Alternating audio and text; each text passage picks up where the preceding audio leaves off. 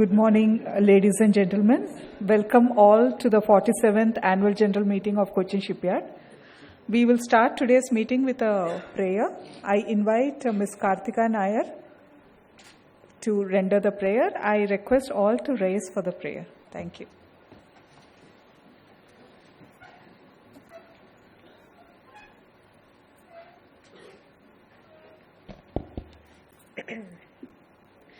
ചന്ദമേറിയ പൂവിലും ശബളാഭമാം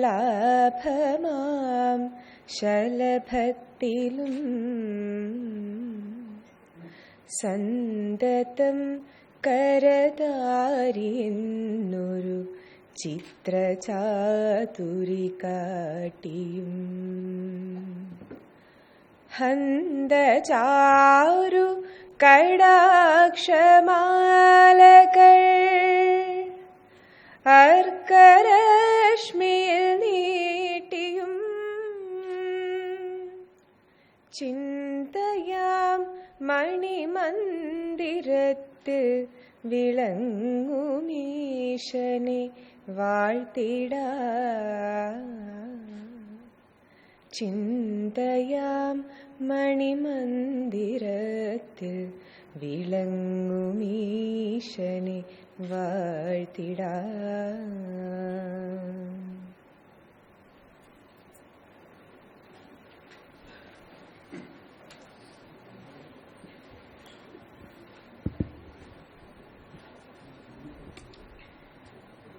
Good morning, ladies and gentlemen.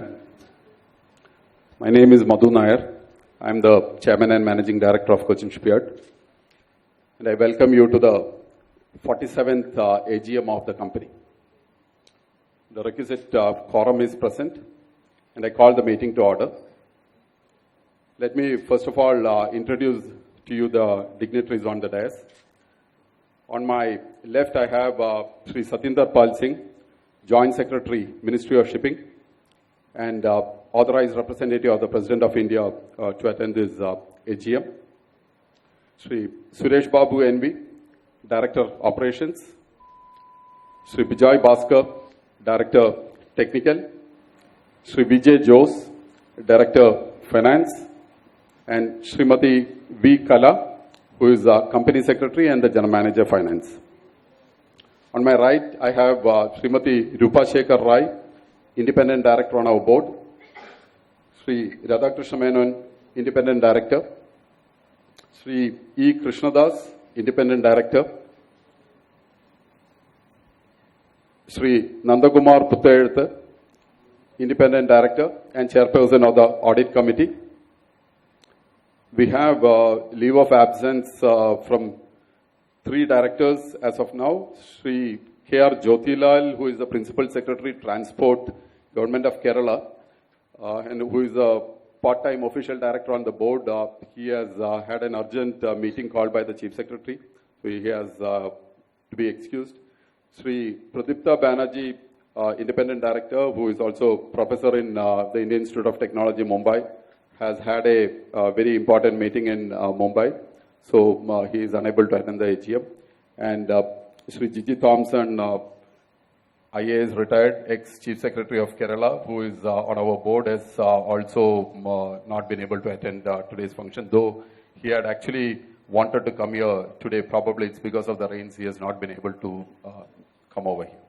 So once again, welcome all to this AGM, and I request for a short safety briefing. Celine, I would request you to keep it short.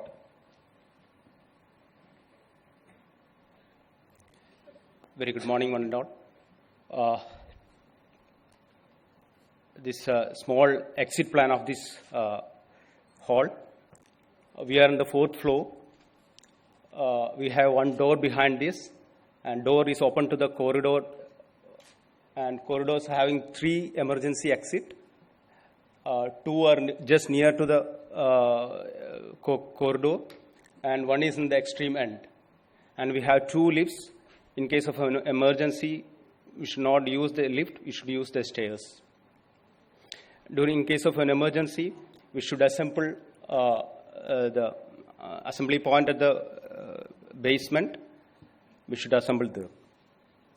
And the safety movement is nothing but the sharing of the safety information or the best practices. Cochin Shipyard is paramount importance given to the safety on and off the job. Today, I am presenting a safety information which is very helpful for the society. Government of India is announced this year a common emergency numbers across India. That number is 112. It is called ERSS, Emergency Response Support System.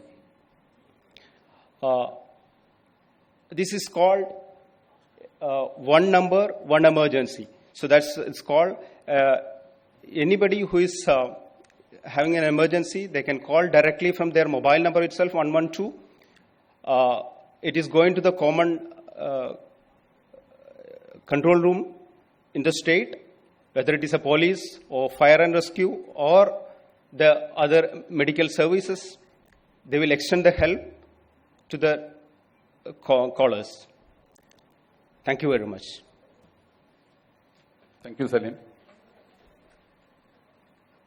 The company has received 13 valid proxies for 1,682 number of shares. Can I take the notice convening the meeting, the auditor's report, and the annexures to the auditor's report as read? In fact, there are no qualifications in the reports of the statutory or the secretarial auditors. So if I can take this as read, may I give you a short presentation on the performance of the company during 2018-19. It reflects on the general scenario and where we are operating.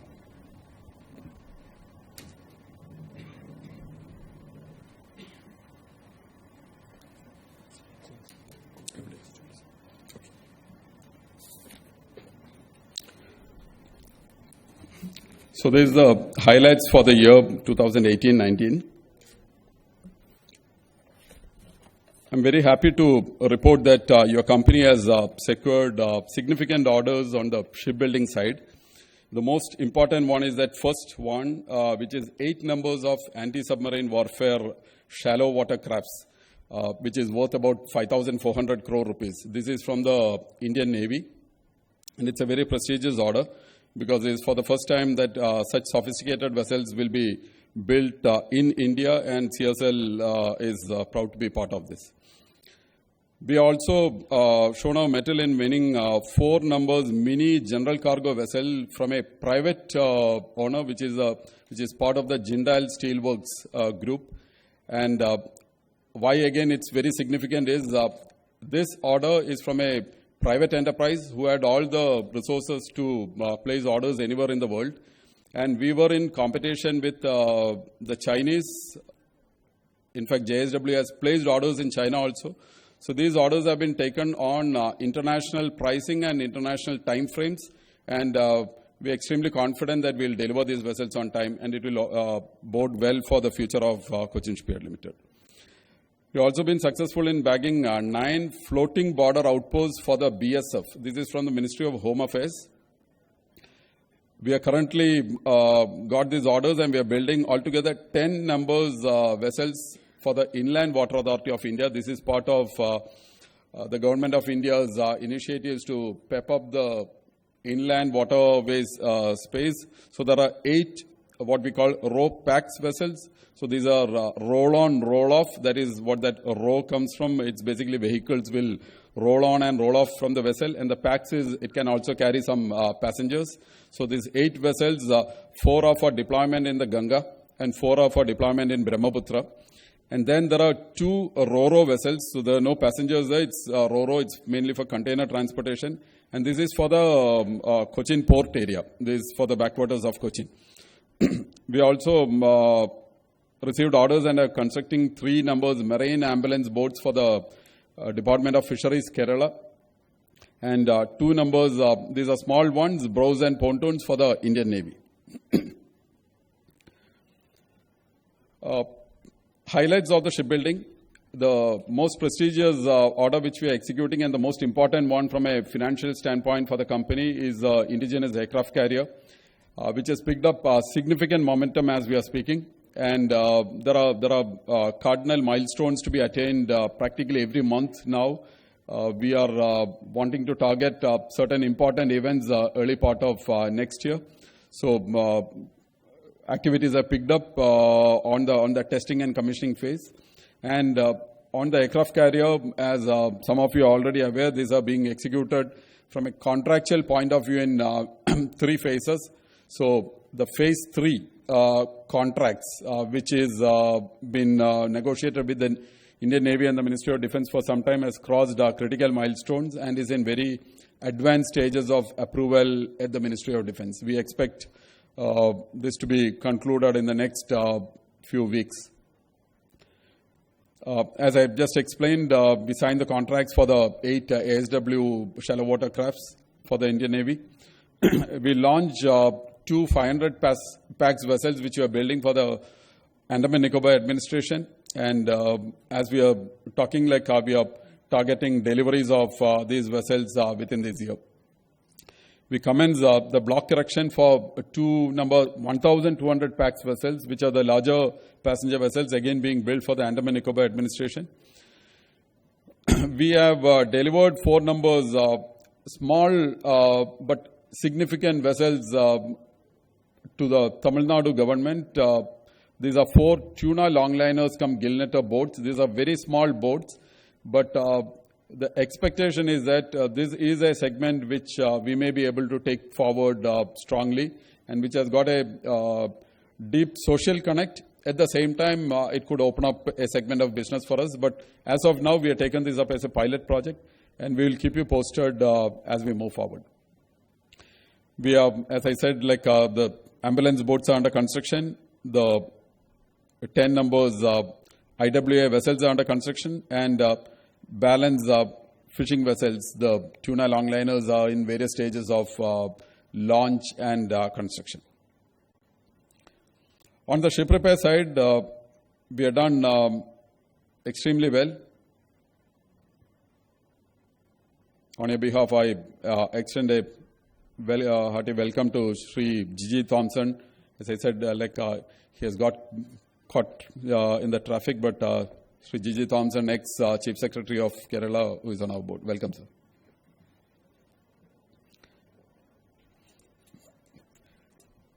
On the ship repair front, the year has been very good. I'll explain this in the financial front, but major projects undertaken. INS Vikramaditya, which is an aircraft carrier of the Indian Navy, the flagship vessel of the Indian Navy, was handled by Cochin Shipyard for the second time in her life in India. And the great achievement is that the vessel met all the dates, and it was planned significantly in advance because the aircraft carrier just doesn't move like that. So it was planned well in advance, and all the dates were met. And the Indian Navy and the Ministry of Defence is extremely happy with CSL's performance on Vikramaditya. Then there have been other naval vessels: Shardul, Sanmar, Sagardhwani, and Jamuna. Major vessel Sagar Bhushan of the ONGC, which many of you are aware, we had an unfortunate accident in 2018 February. But after that, we have overcome all the hardships and the vessel has been put back into excellent shape. The ONGC is very happy. In fact, the ONGC has followed this up by a repeat sister vessel called Sagar Vijay into Cochin Shipyard. So that shows the kind of confidence ONGC bestowed on Cochin Shipyard despite all the major issues we faced. We have also, during the latest quarter, just to give a flavor, there have been vessels of the Navy and other clients which we are handling, and in progress currently 4 vessels of the Navy and other vessels are being handled. So ship repair is doing very well. Just a flavor of other information from the company. The manpower strength of the company as on 31st March 2019 is 1,744, which for a company of our size is a lean organization. And this mix and match of how we manage the permanent workforce and short-term employment and contracted workforce, this has gone a long way in creating the success of Cochin Shipyard. And we are very, very clearly monitoring the manpower strength of the company, and we will have to increase the manpower as we move forward, but the manpower will be future ready. Great achievement again. We have continued to maintain and foster cordial industrial relations during the year. I need to mention this because again perception issues. As Chairman and Managing Director of Cochin Shipyard Limited, it's not just my duty towards the company alone. I on behalf of the entire shareholders, I would like to assure that CSL today is a model employer for the state of Kerala, for the government of India. Strike-free era for long, almost 3 decades, and the great part is during this tenure we have negotiated, after 44 rounds of discussions, we have negotiated and concluded what we call a long-term wage settlement, which is a wage settlement for 10 years with the trade unions of the company. And we are today like one of the good paymasters in this part of the country. We take pride in our employees, and the interactions and the engagement between the management and the workforce is actually a model for the entire state.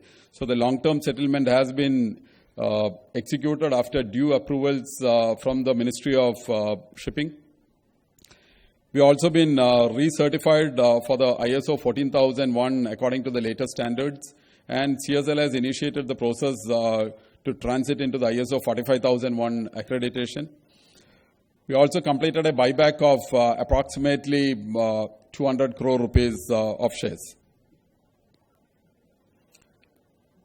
A look at the infrastructure projects. You're probably aware there are almost 3,000 crores of large infrastructure projects being executed by CSL.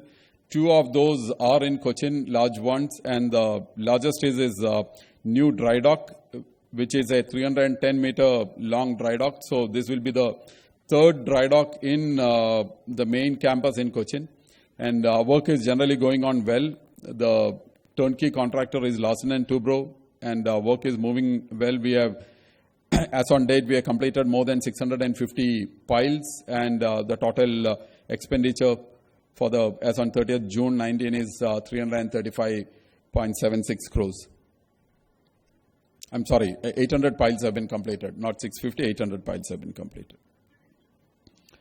Another major infrastructure project is the International Ship Repair Facility we are building in the Wellington Island. This is in 42 acres of land we have leased out from Cochin Port Trust for 30 years.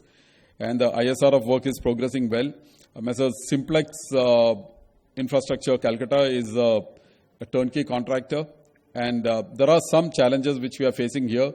We hope to overcome these challenges and move forward, but work is moved well, and we have expended about 298.22 crores as on 30th June.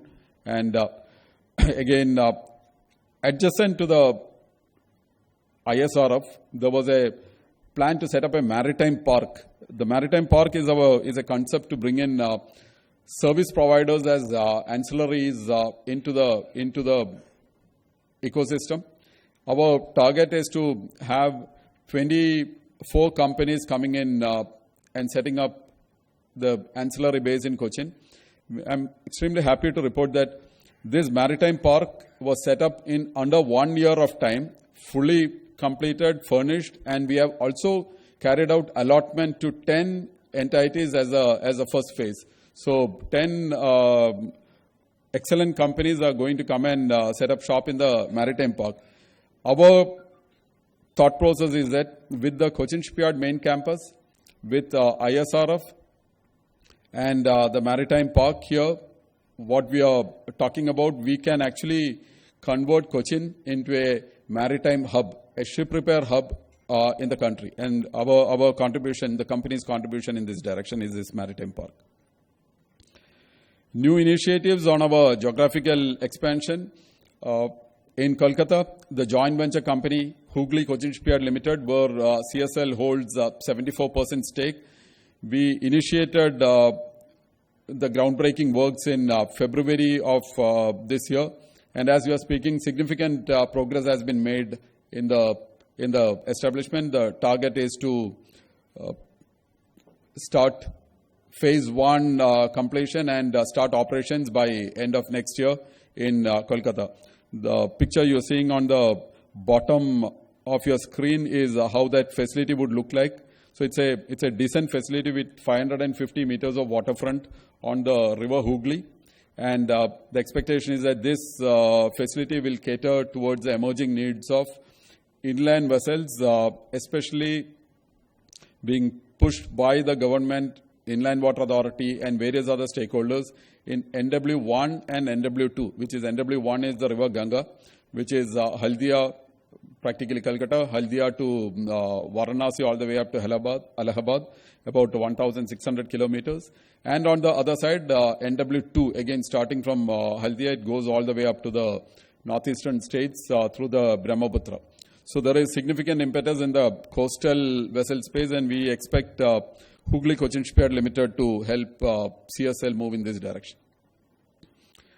Another great achievement for CSL was we had reported during the last AGM that CSL is actually moving geographically in Mumbai to set up ship repair operations. We had taken over the Hughes dry dock in Mumbai along with 5 berths in the Indira Basin for a lease for a period of 29 years.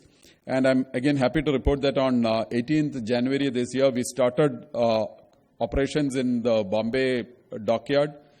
As we are speaking, 18 vessels have been repaired in Mumbai. And the picture you see is Mazagon Dock Limited built this submarine. So there's something called separation of the submarine. So the separation of the submarine was carried out in what we are calling CMSRU. Cochin Mumbai Ship Repair Unit. That's how we are calling it. It's a natural extension of Cochin Shipyard Limited. From a financial standpoint, it all accrues to the balance sheet and P&L account of CSL. Similar to Cochin Mumbai Ship Repair Unit, we are targeting to set up Cochin Kolkata Ship Repair Unit. Again, in Kolkata, we have taken over the Netaji Subhash Bose dock for a period of 15 years, extendable by 15 years. And we are targeting to dock the first vessel in October of this year. Various activities are under progress in that direction.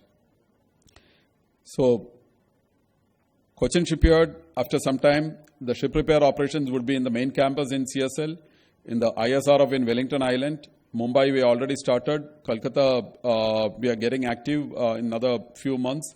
And we are also targeting to take over the marine dockyard in Andaman Nicobar, in Port Blair.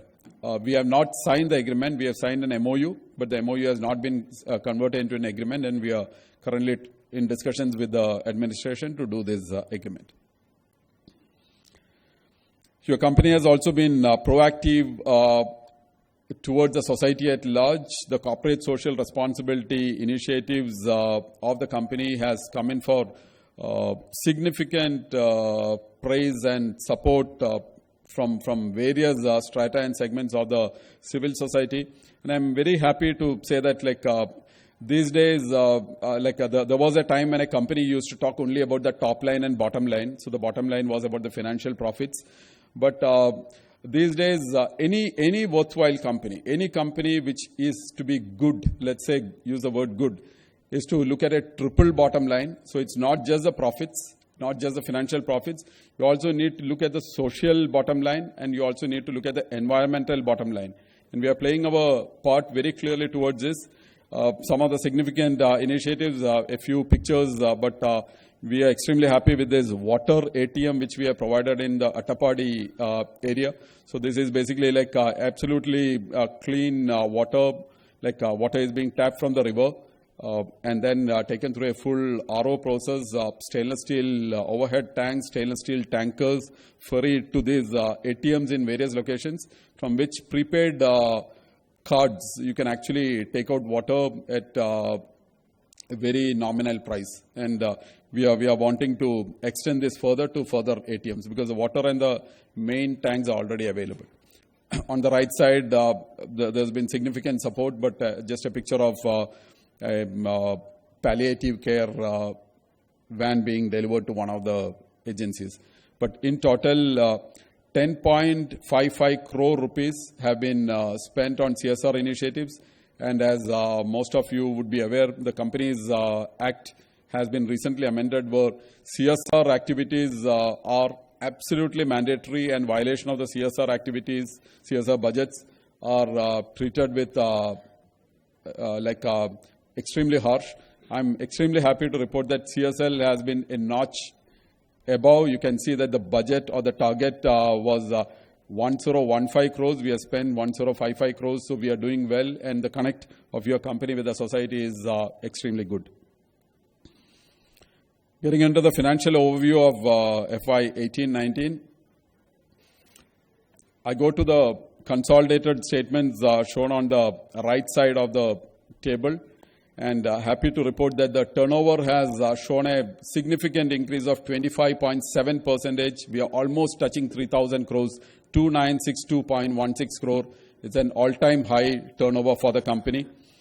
The profit before tax, again, significant increase, 24.2% increase. Today we are 747.52 crores on the profit before tax. And the profit after tax at 477.79 crores has also shown a 20.5% increase.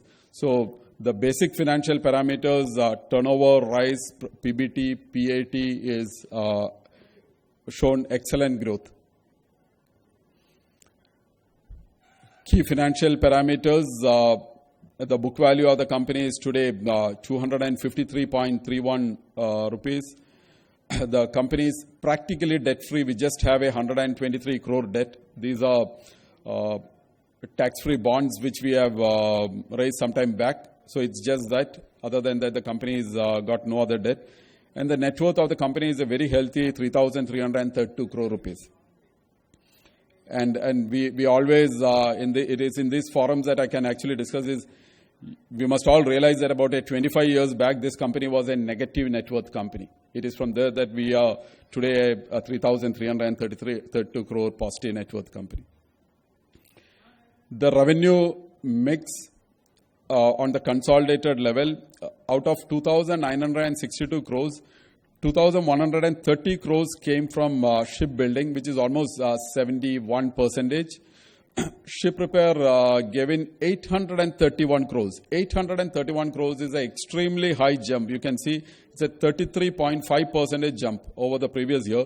That is also aided by that major refit of INS Vikramaditya, the aircraft carrier. But I would, on behalf of the entire company, I would record compliments for the shipbuilding group and the ship repair group for showing some significant achievements. The other income is essentially the other income comes from interest income. It's also shown a growth. And the total income of the company was 3,188 crores, which is again a 25.3% increase. The turnover and the EBITDA margins over the last 3 years, if you are looking at a compounded annual growth rate, the CAGR has grown almost 13% in a difficult market infrastructure segment. When you are looking at 13% growth in this space, we feel is good.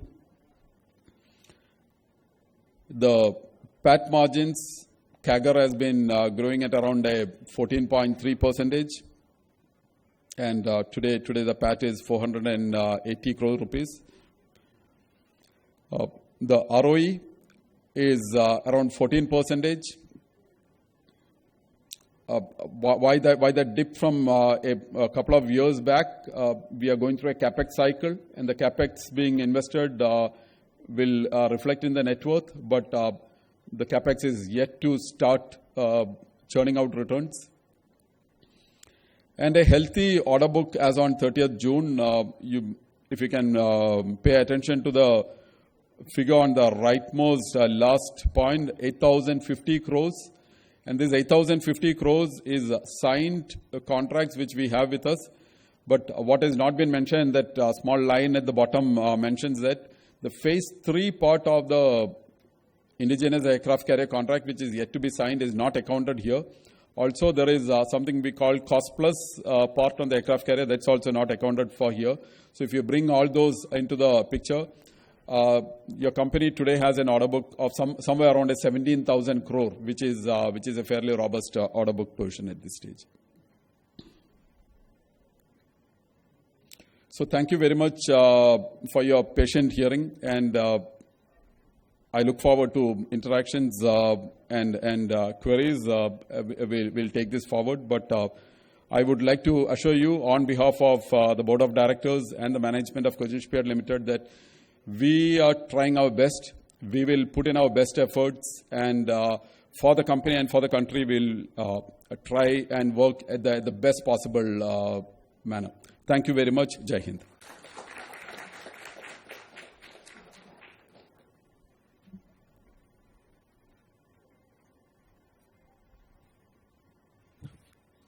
Can I now request Srimati Kala B, the Company Secretary, to explain the process of voting on the resolutions in the meeting?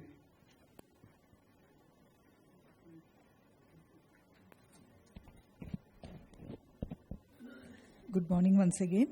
In compliance with the provisions of the Companies Act 2013 and the SEBI Listing Obligation and Disclosure Requirement Regulations 2015, the company has provided its members the facility to exercise their right to vote at the 47th Annual General Meeting by electronic means. Accordingly, there will be no voting on the resolutions by show of hands. However, for the benefit of members who are present at the meeting and who have not cast their votes through remote e-voting, voting by way of tablet is being conducted at the meeting. In case a member has already cast his vote through remote e-voting, then such a member should not cast his vote by tablet now, since such vote would be considered as invalid. Shri P.S. Sri Kumar, FCS, Practicing Company Secretary, and partner Messrs. SVJS and Associates, Company Secretaries, has been appointed as scrutinizer for scrutinizing the remote e-voting process and the tablet voting process at the AGM in a fair and transparent manner. In compliance with the Companies Act 2013 and the SEBI LODR Regulations 2015, company have sent soft copy of the notice and annual report to all shareholders who have registered their email ID with their depository participant. To those shareholders who have not registered their email ID with the depository participant, company have sent physical copy of the notice by registered post on July 16, 2019 and annual report by book post on July 17, 2019. Thank you.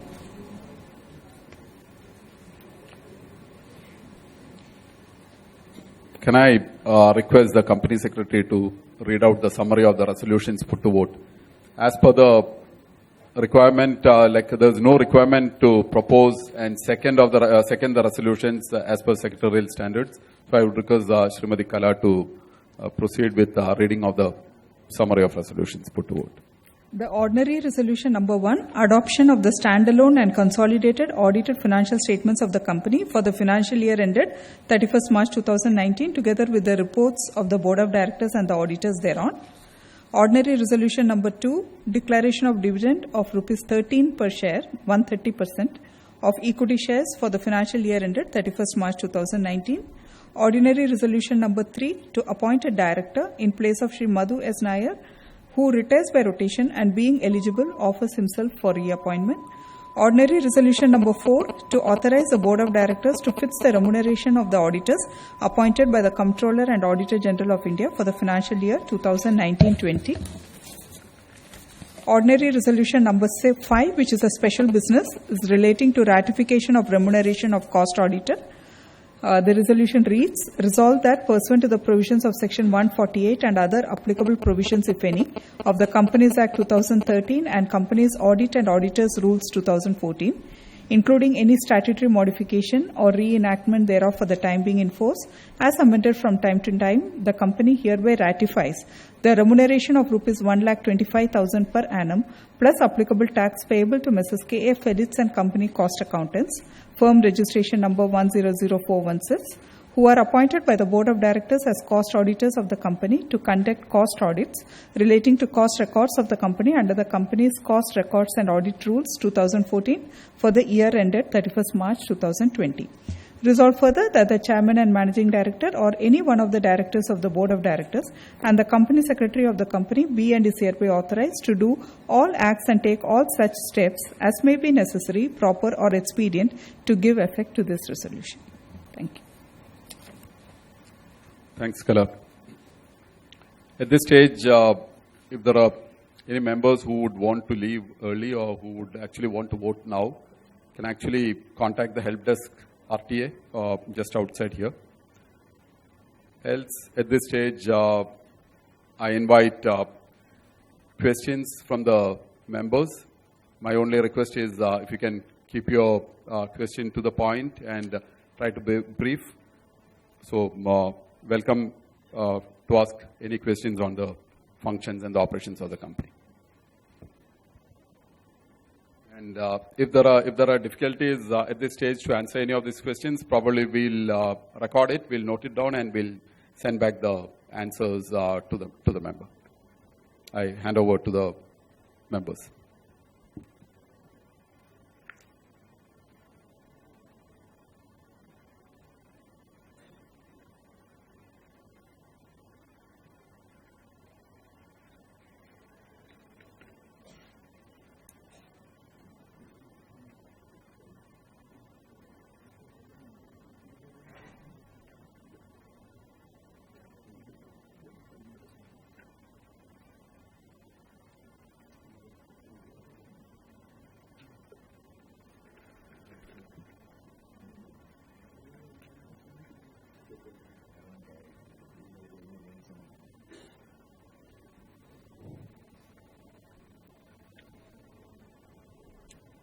Should I take it that there are no questions, and can we then move forward?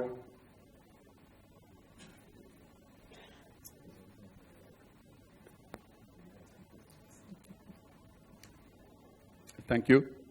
The next process is I have to authorize the company secretary to carry out the voting process and conclude the meeting.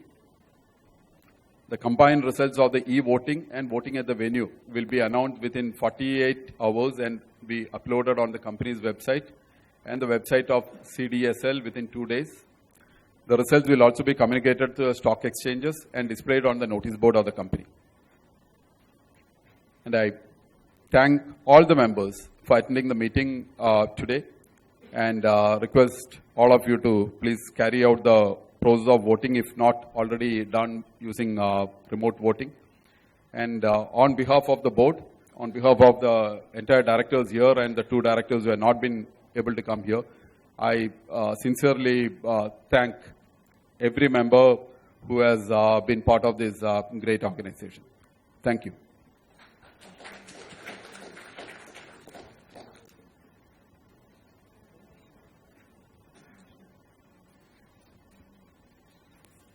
May I request all to kindly rise for the national anthem.